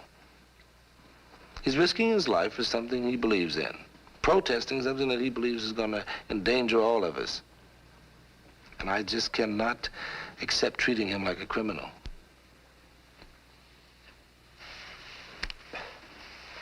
Mr. Dixon, I never enter into a negotiation with someone as persuasive as you without my lawyer being present. Well, thank you. But I promise I won't hold you to anything. It's difficult for a man of my temperament to admit he's been guilty of neglect. But I promise you, and Paul Revere, that the conditions which he described will be cleared up as quickly as possible. I think you'll be glad to hear that.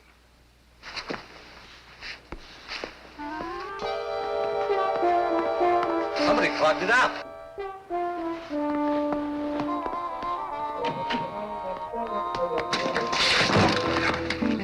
You okay? I don't know him. He had no way of knowing you had a change of heart. There he goes.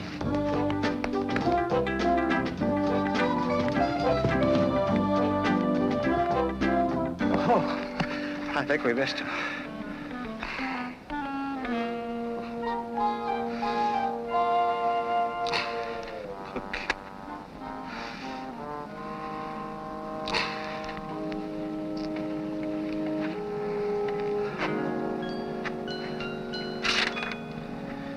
Is it worth owning a car when there's no blue sky to drive under?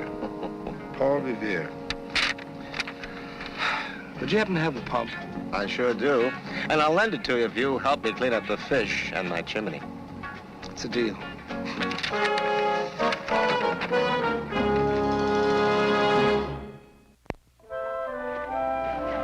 And that, my children, ends the story of the midnight ride of Paul Revere. And Mr. Calvin agreed not to throw the chemicals in the stream and everything? That's right, and they're buying a new process for converting waste, all due to our mysterious crusader. Mysterious to everybody except you. Well, I was hoping you were willing to leave it that way under the circumstances. Well, I guess I have to admit he did do some good. Curious again! Oh, no. Look out! Oh, wait a minute. Hold it.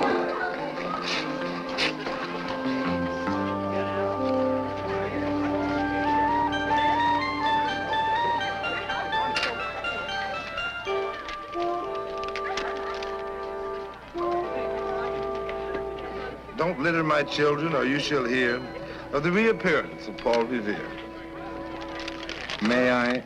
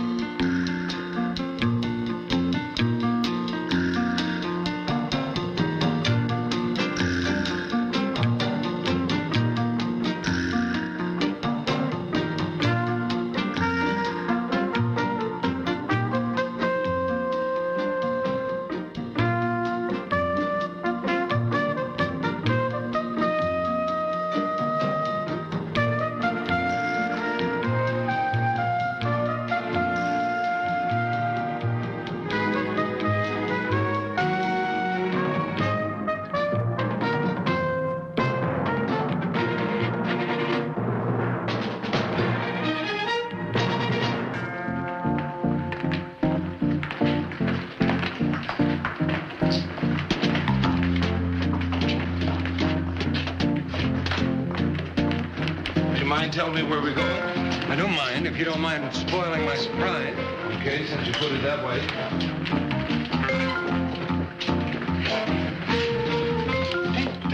What do you know about the FCC?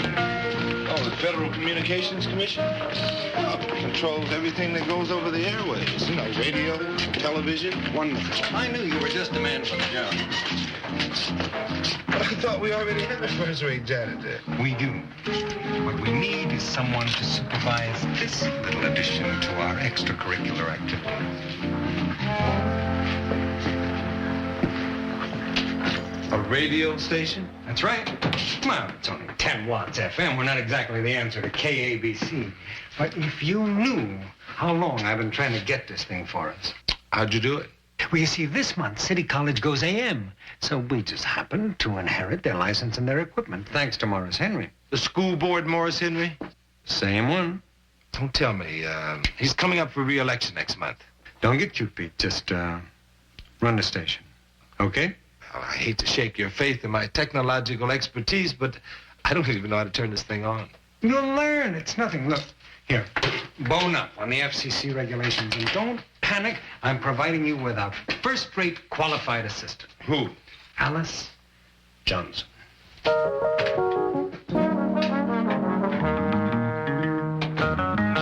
Hi, Ken. Hi. Oh, hi. How you doing? Good. Okay, does anyone here know someone with a third-class radio license? Hey, me. I got one last year. Ooh, Bernie, I didn't know you were a ham. Then you're the only one. All right, man. Come on. You come here and work the thing. I'm gonna be the disc jockey. Yes, sir, kiddies. This is your resident king of soul, bringing you the tunes to swoon, the beat that's neat, and the jive that's always alive. No. You're not getting it. The purpose of these study teams is to really dig into local government, visit sessions, ask questions. And I warn you, don't be intimidated by politicians and don't be scared off by their rhetoric. So what you're saying is dig beneath the words. Right.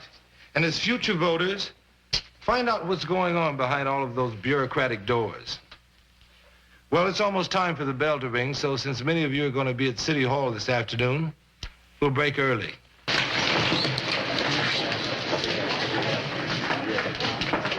Hey, listen. Don't forget to tell everybody we start broadcasting this afternoon.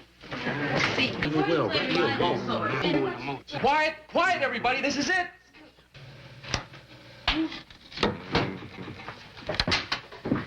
You're listening to KWWH 92.5 FM, the voice of Radio Free Walt Whitman High.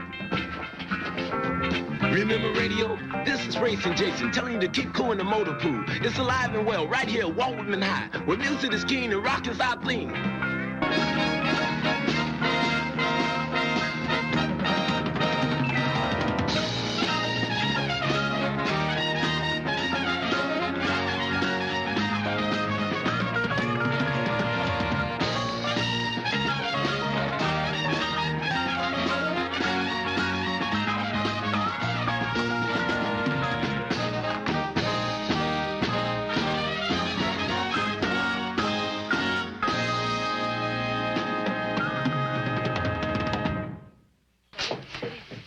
Oh, thank you. I'm starving to death. Well, you better eat on the run. Guess who wants to see you in his office right now?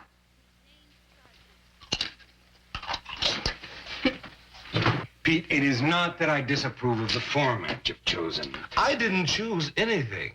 You put me in charge, and I let the students select their own programming. Will you let me finish my cop-out? Nor is it that I personally may dislike some of that music.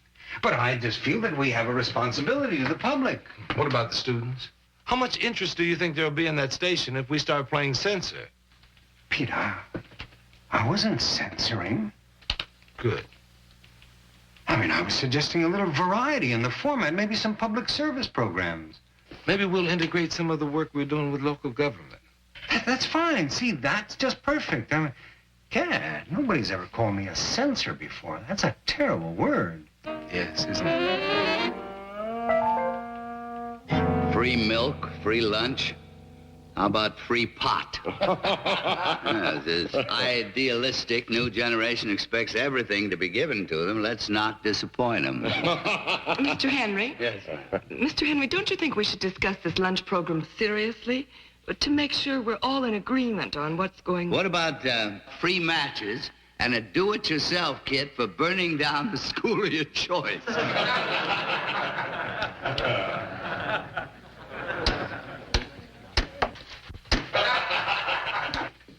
Here's your public service programming, Mr. Dixon. Walt Whitman visits the school board. That's it. We can edit the tapes into 5 5-minute programs. Yeah. What you say, Mr. Dixon? Come on, Mr. Dixon. Well, you all certainly seem to be enthused about it. Right. Isn't it our responsibility to let the public know what's going on?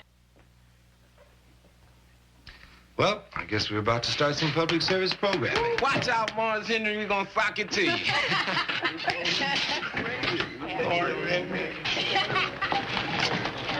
You know, something tells me we're about to bite the hand that feeds us. Take a look at maybe, but not bite. Oh, really? Am I talking to the same Pete Dixon who once said, somebody's got to knock that phony out of office even if I got to run against him myself? Yeah, but that was a long time ago. That was only 2 years ago when Morris Henry was reelected. And Pete, that same perverse little twinkle that was in your eye then is there now.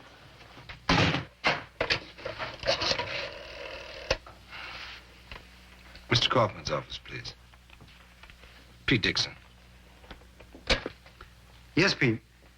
We have that public service program that you wanted, and it's going on the air in 15 minutes. I thought you'd like to hear it first. I trust your judgment, Pete. I'm really busy right now. Mr. Kaufman, your noon appointment is here. Send him right in, please. Pete, I really gotta go. I'll talk to you later. Morris, nice of you to drop in. Seymour, I've only got a minute, but I thought I'd drop by to see how you were doing with the little radio station I presented you with. By the way, I brought along Joe Duggan of the press. Come in, Joe. I thought a little publicity was in order. Never hurts to get your picture in the paper, as long as they spell your name right, huh? Morris, you're incorrigible. Go. Get it, man. You're on.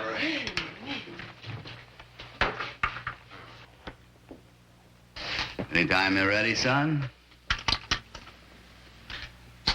Thank you. That'll be all, Joe. Now, I have to run along, too, Seymour. I'm sorry. Morris, run along. You just got here. Aren't you even going to see the radio The way station? life is short. As the poet says, I have appointments to keep and miles to go before I sleep. Morris, you've got a few minutes to hear the noon broadcast. And a few minutes I can spare if you hurry it up. Where's this loudspeaker here? Right here, right here. Turn it on, turn it on. Good. That's good. Good and clear. It's a little loud, but it's clear, isn't it? Now, I've got to go. I've heard all this Will you before. just be patient a moment, please? I don't want you to hear just rock and roll. There's a public service program coming on. Right, I want you to hear it. I'm anxious to hear it See, myself. I'll listen. Just see if you can hurry him along.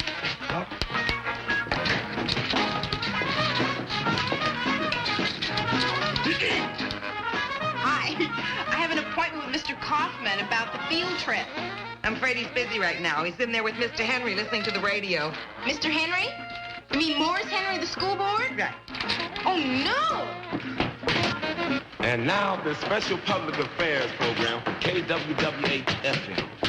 In the belief that you, the public, have a right to the facts, KWWH-FM brings you the first of a series of 5 programs on your school board in action. As a part of the civics class project, students from Walt Whitman attended 3 sessions of the school board. What you're about to hear are 3 excerpts from those sessions. Morris Henry. What about it? He's in Mr. Kaufman's office listening to the program. Oh, but don't you think we should cut in and say we're having a technical difficulty or something? We could, but we're not. When pressed by board member Loomis for continued debate on the school lunch program, Chairman Morris Henry replied, How about free matches and a do-it-yourself kit for burning down the school of your choice? I gave you a radio station, and you had the gall to use it against me. You had the gall to attack me politically with my own gift. Mr. Henry, all our kids did was hold a mirror up to you. Now, if you don't like the image, it's not our fault. You deliberately edited that program, and my words, to give a false impression and to turn the public against me, and you cannot deny that. Would you like a rebuttal? We'll be happy to give you the time. No, thank you. I do not wish to appear on your station. Now, gentlemen, let me make one thing perfectly clear. Game time is over. I'm going to return here at 3 o'clock, and at that time, I want every one of those tapes placed in my hands. Don't give me any ultimatums, Morris. All right, let's put it another way, Seymour. There are 8 other high schools in this district which are begging for radio facilities. The decision is yours. Mr. Kaufman, there are a few calls. Will you hold the calls for Pete's sake? Oh. I'm sorry. I'm very, very sorry.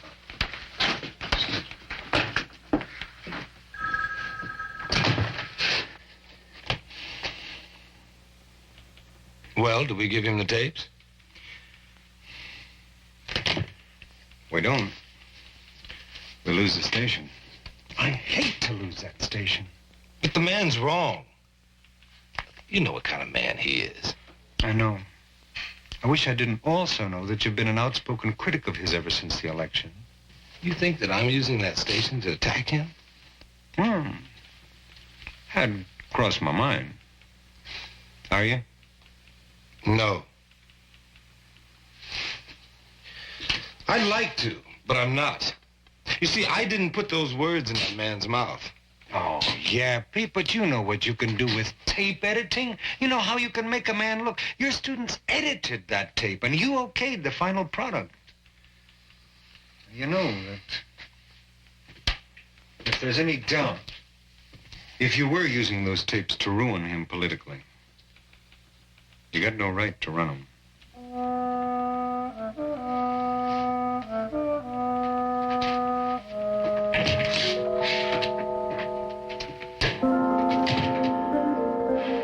You may find this hard to understand, but I've decided to cancel the rest of the series. I don't get it, Mr. Dixon. Here we done something, not just talk about it, but done something to show the public what's going on. And you're telling us that's wrong. Not wrong, Jason. Just one-sided. Translated, that means you're free until you disagree? No. What it means is that I'm not sure we didn't edit out a little something called objectivity and edit in our own personal feelings about Mr. Henry. I'm not just talking to you, I'm talking to me, too. Look at it this way. There'll be other programs. Why bother? They'll just shoot us down again. You know how it is, Mr. Dixon. The classroom's one thing, but the big bad world, that's something else. Well, for what it's worth, I'm sorry. But, I'll be back here at 3 o'clock to pick up the tapes.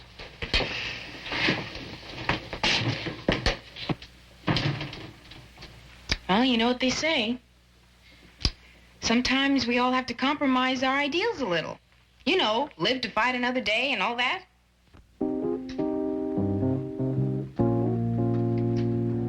With the disappearance of the buffalo, the Indians' days were numbered. Though many dreamt of the buffalo's return, it was only a dream. Thank you, Larry. Any questions?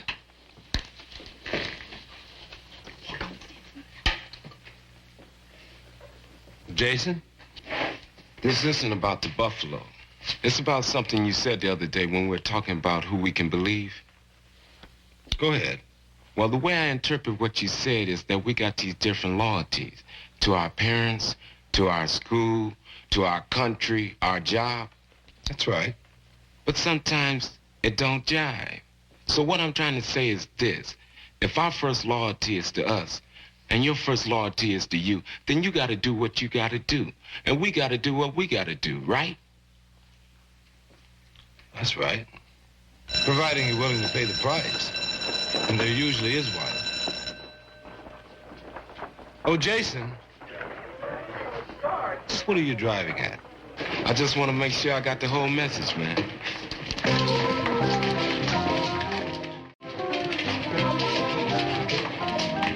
There you are, Dixon. I'm sure by now you realize what an unkind thing you were trying to do to me. I don't apologize. I just want you to remember one day that it was I who saved you from the worst pitfall in the teaching profession. Ivory tower politics. I don't believe it.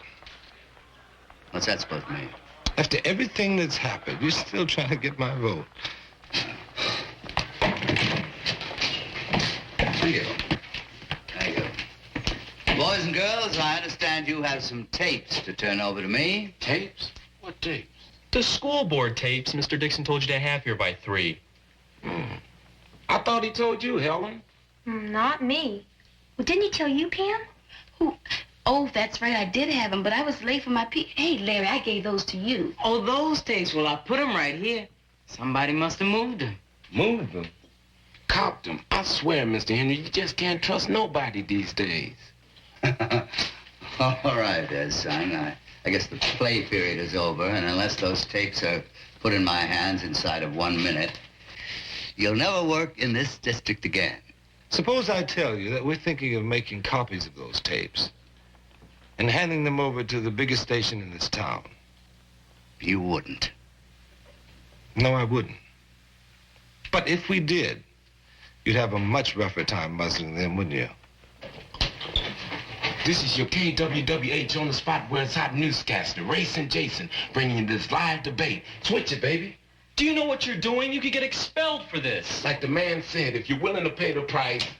But those remarks were made in jest. I mean, your program makes it sound like I don't want those kids to have decent food. Do you? Do you really care about the kids who can't afford lunch?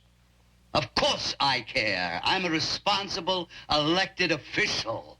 But I will not condone freeloaders and massive handouts and irresponsible behavior. That's all. We gave you a chance to make a rebuttal on the air. You wouldn't take it. Of course I wouldn't. I have the privilege of choosing the forums for my public appearances, and this Mickey Mouse high school radio station is not...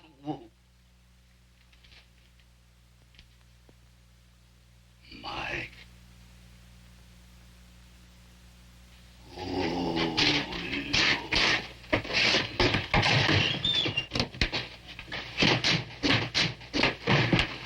We paused in our debate to bring you this musical interlude. You knew we were on the air.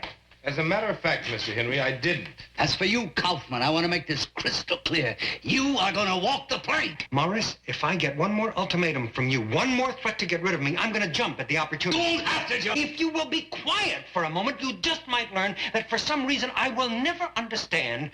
The gods have chosen to smile on you again. You've come up smelling like a rose from this thing. What does that mean? That means that my switchboard has been jammed with calls all day from people that heard the noon broadcast and are dying to hear more. You crucified me, sir. I wish I had, Morris. Unfortunately, only half of those people thought that there was anything suspect in your behavior at all. The other half thought that we were the villains for treating you so badly. In fact, even right now, while you were on the air, there were people calling impressed with your willingness to face your attackers head on. You don't say. Well, where's the microphone? And now, my fellow citizens, in summation, I should like to add that I salute your continued interest in the workings of the school board. I also want to salute these dedicated young people here in this high school and in this radio station who have reminded all of us that the greatest heritage we have in this country, the greatest freedom, is the freedom of speech. And now, before I return to my lonely chambers to toil the long night through with the members of the board,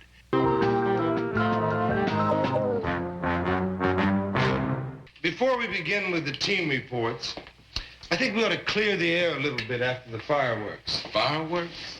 It felt more like war to me, and we lost. Just the battle, Jason, not the war. How you figured that? Well, I think we learned a little bit about politics, and I think Mr. Henry may have learned what to expect from future voters. I bet you one thing. We did a number on his head he will not forget. I think you're right, Pam. Oh, Kim, why don't you tell us what's been going on at the city council meetings? You think the school board's got a problem? Wait till you hear these tapes.